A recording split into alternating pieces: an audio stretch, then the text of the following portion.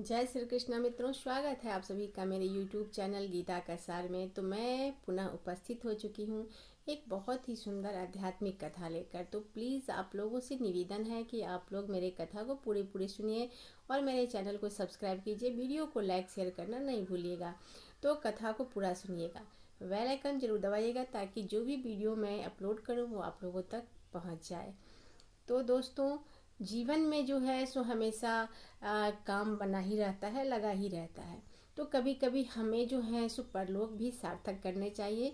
तो इस तरीके से किसी भी तरीके से अगर आपके सामने भगवान का स्मरण आता है, चित्र आता है, पूजा आता है, आप स्मरण करते हैं, वो किसी भी माध्यम से अगर आप तक पहुंचती है तो आप लोग उसको ज़रूर देखें, उसको समझने की कोशिश करें और उसे जो है उसी को माध्यम मानकर आगे बढ़ें। तो दोस्तों, मैं आज एक बहुत ही सुंदर सी कथा लेकर आई हूँ। तो चलिए कथा शुरू करते हैं। कथा ऐसे है दोस्तों कि जब एक बार जो है सो कंस को मारने के लिए सभी जानते हैं कि प्रभु ने कृष्ण का अवतार लिया था। तब जब मानव रूप में प्रभु आते हैं राक्षसों की हत्या करने के लिए, उसका वध करने के लिए, संसार को जो है सो राक्षसों के अत्याचार से उबारने के लिए, तो प्रभु जो है सो सभी पर जो है सो माया, जो योग माया है, माता योग माया जो है वो सभी पर प्रभु की आज्ञा से छाई रहती हैं। किसी को ये नहीं पता चलता कि ये भगवान है। वो मानव रूप में आते हैं तो मानव के जैसे ही प्रवृत्ति करते हैं। अब जैसा कि कंस को पता था कि प्रभु ने आकाशवाणी में उसे पता चल कह दिया था कि तुम्हारा मारने वाला जो होगा से तुम्हारे ही भांजा होगा, देवकी के अष्टम पुत्र जो भी होंगे वो तुम्हारे वध का, तुम्हारे अंत का कारण बनेंगे। तो अब कंस जो था तो भयभीत था। उसे जहाँ कहीं भी एक अदृश्य बच्चा दिखाई देता था, उन्हें हर किसी बालक में उन्हें कृष्ण ही दिखाई पड़ते थे। तो एक बार नारद ऋषि उनसे पूछते हैं कि प्रभु आपकी माया कैसी है, वो राक्षस है फिर भी उसे जहाँ तहाँ जो है सो आप ही दिखते हैं, किसी भी बालक में उसे कृष्ण ही दिखाई देता है। उसे शंका होता है कि यही कृष्ण है और यही मेरा वध करेगा। तो प्रभु कहते हैं, बड़े ही सरल भाषा है, बहुत ही सीधा सपाट क्वेश्चन है नारद जी का और बहुत ही उसका सरल सा आंसर है, मतलब उत्तर है।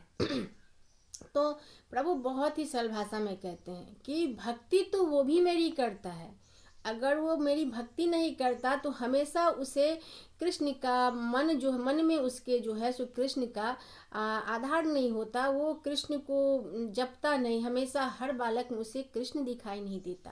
तो धर्म तो वो भी कर रहा है, लेकिन उसके करने का तरीका जो है वो अनुकूल ही नहीं है, वो प्रतिकूल है।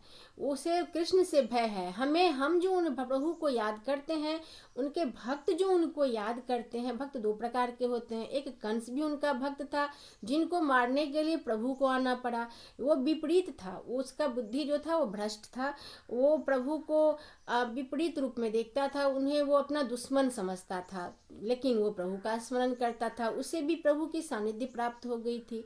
ये बड़ी ही सरल भाषा में प्रभु ने कहा है, तो समझने में कोई तकलीफ नहीं होगी। और हम जितने भी संसारी मनुष्य हैं प्रभु से प्रेम करते हैं, प्रभु को चाहते हैं, उनको हम भक्ति करते हैं उनकी, तो हमें जो है सो प्रभु अच्छी अच्छी चीज़ों में दिखाई देते हैं। हम उन्हें देखते हैं। जहाँ अगर आप किसी बच्चे को ले ले तो कहते हैं कितना अच्छा है, बाल गोपाल के जैसा, कितना प्यारा लग रहा है, नारायण के जैसा, कितना प्यारा, कृष्ण कन्हैया के जैसा लग रहा है, हम लोग ऐसा कहते हैं। परंतु वो जो देखता था तो बोलता था कि नहीं, ये यही मेरा दुश्मन है, यही मेरा दुश्मन है, ऐसा कंस कहता था किसी भी बालक को देखकर। तो अंतर था दोनों की भक्ति में, लेकिन फिर भी उनको मारने के लिए प्रभु को आना पड़ा। तो उसे साक्षात मोक्ष की प्राप्ति प्रभु के हाथों से हुई। हम लोगों को जो है सो पूरी संसारी इंसान है तो हम लोगों को प्रभु जो है सो अपने कर्म के हिसाब से फल देते हैं।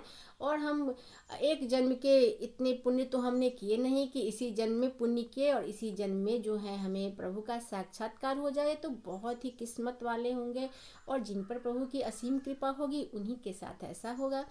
तो हम लोग ये मानकर चलें कि एक समय आती है, जैसे कि युवावस्था हमारी बीत गई, बचपना हमारी बीत गई और हम एक अब वयस्क अवस्था में आ गए हैं, 40 के हो गए, 35 के हो गए।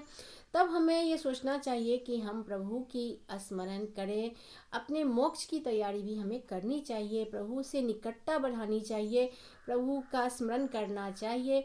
आपके जो भी इष्ट हैं उनका आप स्मरण करें, पूजा मनन करें। तो बात ये है, यहाँ पर हम आगे बढ़ गए, थोड़ा कहानी से अलग आ गए। तो चलिए हम चलते हैं कहानी पर। तो नारद मुनि ने उनसे जब पूछा कि कंस आपको हर जगह देखता है और आपको स्मरण करता है, और उसका किस्मत देखिए कि उसकी मुक्ति के लिए प्रभु आपने कृष्ण लीला किया है। तो प्रभु मुस्कुराते हुए यही बात कहते हैं कि उसकी भक्ति ऐसी ही है, और वो मुझे दुश्मन समझता है और मेरे भक्त मुझे अपना भगवान समझते हैं, इसीलिए मैं भक्त का दास बन जाता हूँ। क्योंकि जब प्रभु को जहाँ जहाँ जिस भक्त से जहाँ पर ज़्यादा प्रेम मिलता है, प्रभु उधर उधर घूमने लगते हैं, क्योंकि प्रेम ही जगत का सार है। ऐसा प्रभु ने द्वापर में कृष्ण अवतार में जो है सो साबित कर दिया है, मानव का रूप धर के। क्योंकि बिना प्रेम का जो है सो माता यशोदा उनकी जननी नहीं थी, प्रभु को उन्होंने जन्म नहीं दिया था, परंतु एक माँ क्या प्यार देगी जितना माता यशोदा ने लाला जी को प्यार दिया था, हमारे कृष्ण लाला को। तो उनकी श्रेणी जो है सो माता देवकी से भी ऊपर रखा है, क्योंकि वो जन्मदाता है तो वो तो है ही, पर जिस माँ ने उन्हें पाल पोस कर कभी आभास नहीं होने दिया कि उनकी मैया नहीं है, और उन्हें पता ही नहीं था, उनके ऊपर मोह का पर्दा लग गया था कि ये मेरा लल्ला नहीं है। तो जब वो बिछड़ कर मथुरा आते हैं तब भी मैया को बहुत दुख होता है। मैया यशोदा को जब पता, क्रूर जी कहते हैं कि आप कृष्ण लला के मैया नहीं है, तो उन्हें बहुत क्रोध आता है, बहुत गुस्सा आता है, और वे कृष्ण से पूछते हैं कि लल्ला लोग क्या कहेंगे कि मैं तेरी मैया नहीं। तो कहते हैं कि ऐसा हो ही नहीं सकता है, जब तक संसार में ब्रह्मांड में कृष्ण का नाम रहेगा तब तक तू ही मेरी मैया रहेगी। तो माता यशोदा को उसे संतुष्टि हो जाती है कि हाँ ये लल्ला तो मेरा ही है। तो तब जाके मैया उसको जाने देती है, कंस वध करने के लिए अपने कृष्ण को जाने देती है मथुरा।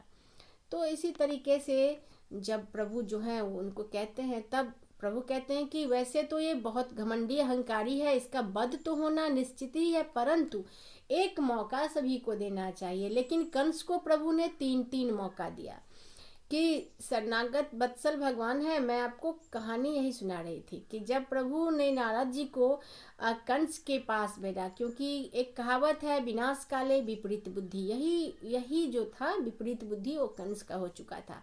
तो प्रभु ने सोचा कि इसका वध होना तो निश्चित ही है, तो मैं फिर भी इतना पाप, इतना घना पाप इसने किया है, फिर भी मैं इसको क्षमा कर सकता हूँ यदि ये मेरे पास आए और मुझसे अपनी गलतियों के लिए क्षमा मांग ले और मेरे शरण में आ जाए, मुझे कुछ ना बोले, मेरे शरण में आ जाए, मैं इसको क्षमा कर दूंगा और इसे जो है सो भगवत भक्ति की प्राप्ति हो जाएगी।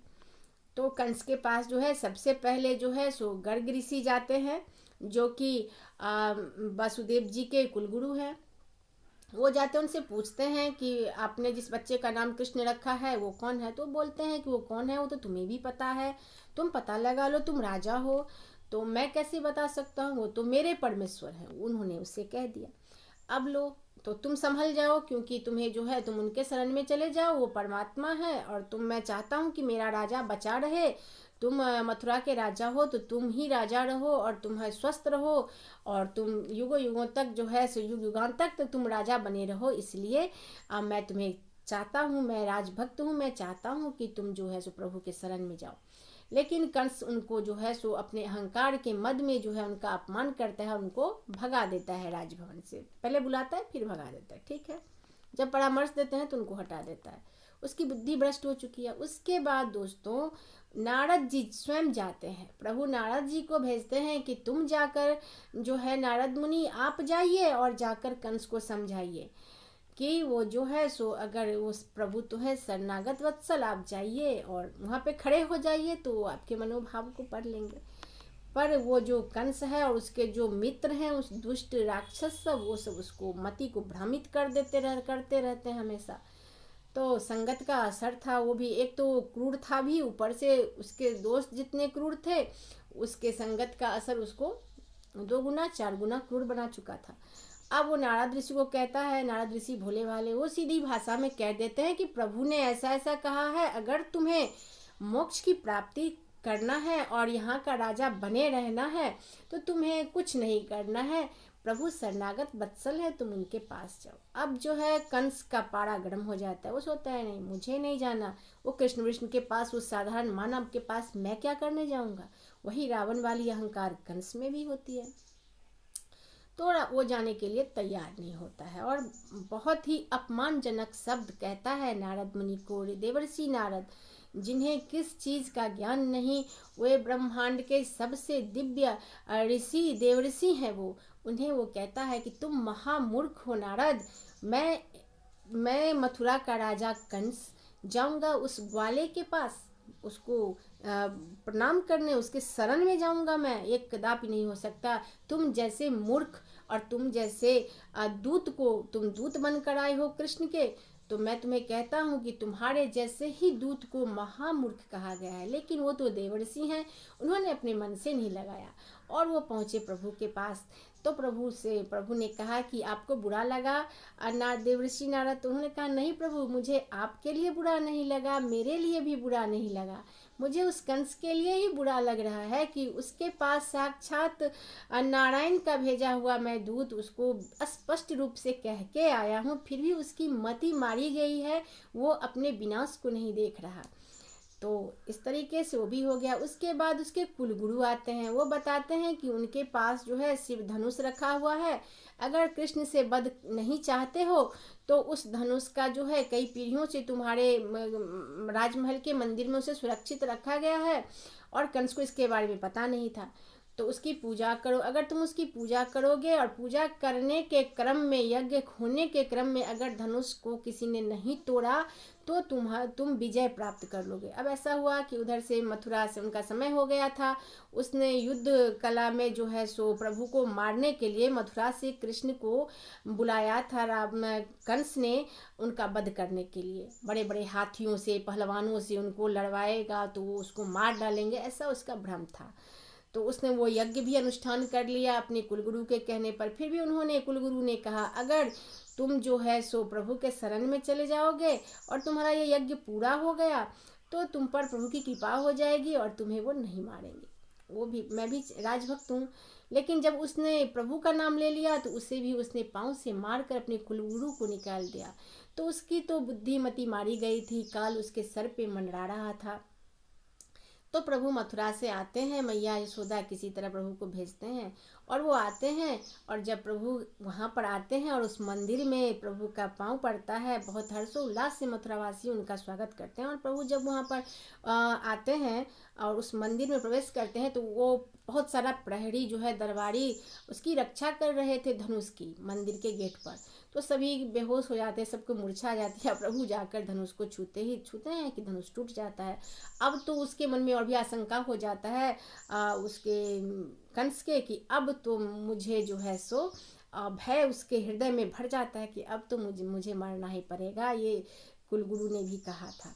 लेकिन कुलगुरु का उसने इतना अपमान किया था कि कोई बात ही नहीं। तो वह सब जो था क्षमा योग्य अपराध उसने कभी किया ही नहीं, वो अक्षम्य अपराधी करता रहा। ऐसे हुआ तब जो है वो धनुष भी टूट गई और उसका जो है सो मृत्यु जो था उसके सर पे मंडरा रहा था। प्रभु आए, फिर मल्लयुद्ध हुआ, हाथी को, घोड़े को, सारे को उसने प्रभु से लड़वाने के लिए किया। लेकिन वो तो प्रभु का स्मरण पाते ही सब पीछे हट गए। सबने देखा गजराज कैसे प्रभु से युद्ध करेंगे, उनको मदिरा पिला के मतवाला बनाया गया था ताकि ये गजराज जो है कृष्ण का वध कर देगा। उसके बाद जो है सो स्वयं जो है प्रभु वो अपने हाथों से कंस का जो है सो वध करते हैं और कंस को मोक्ष की प्राप्ति होती है। तो ऐसा कहना कि संकेत प्रभु जब हम जितने भी भक्त हैं उनके, तो वो उनके बुरे भक्त भी हैं, उनके अच्छे भक्त भी हैं, तो दोनों को प्रभु समान अधिकार देते हैं। उनको, उसको भी बचने का, कंस को भी उसने बचने का प्रभु ने संकेत दिया था कि भाई तुम बच सकते हो, ऐसा मत करो, मैं तुम्हारे सारे अपराधों को क्षमा कर दूंगा, मैया देवकी की तरफ से भी मैं तुम्हें क्षमा कर दूंगा। परंतु उसकी बुद्धि जो थी वो विपरीत थी। ना सही काल बिना सही बुद्धि, ऐसा था। विपरीत काले बोलते हैं कि जब समय खराब हो तो बुद्धि सबसे पहले विपरीत हो जाता है, खराब हो जाती है। तो यही मैं आप लोगों को कहना चाहती थी कि फूंक फूंक कर कदम उठाइए। जैसा कि हम सभी ने देखा है कि महाकुंभ में जब सब जानते हैं कि भीड़ होगी, भगदड़ मचेगी, तो कुछ न कुछ अनिष्ट जरूर होगा, और ये जानते हुए भी लोगों ने भगदड़ मचवाई और दुष्टों ने भगदड़ मचवा दिया। और महाकुंभ जैसे यज्ञ में जो है सो निर्दोष प्राणियों को अपने ही पांव के तले अपने लोगों को कुचल दिया। तो यही जो है सो दुष्ट प्राणी, वहाँ पर कोई न कोई जरूर ऐसा दुरात्मा होगा जिसने ऐसी षड्यंत्र रचा और इस तरीके का ये करा दिया। तो वो भी प्रभु के नज़र से नहीं बचता, क्योंकि वो पुण्य स्थल थी। तो अपना भी बुद्धि विवेक जो है सो हमेशा बचा कर रखना चाहिए। भगवत भक्ति जो है आसानी से हमें प्राप्त नहीं होती, उसके लिए बहुत मेहनत करनी पड़ती है, तब जाके कहीं हमें भगवत भक्ति प्राप्त होती है।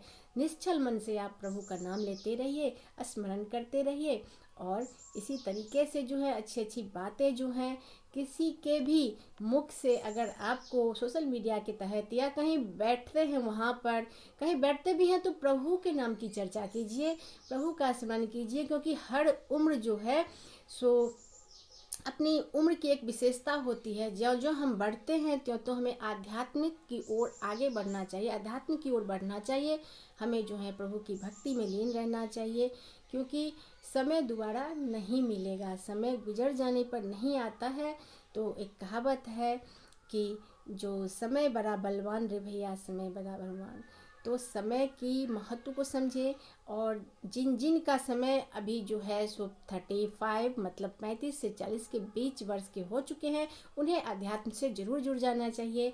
और उन्हें कुछ न कभी न कुछ नहीं, कलयुग में कुछ भी नहीं करना है। सिर्फ हमें करना क्या है, राधे राधे सीताराम, राधे कृष्णा, जिस जो आपके इष्ट देव हैं, जिस पे आपका श्रद्धा माने, सब एक ही हैं। आप उनका स्मरण करें, मनन करें, चिंतन करें और अपने जीवन को सफल बनाएं।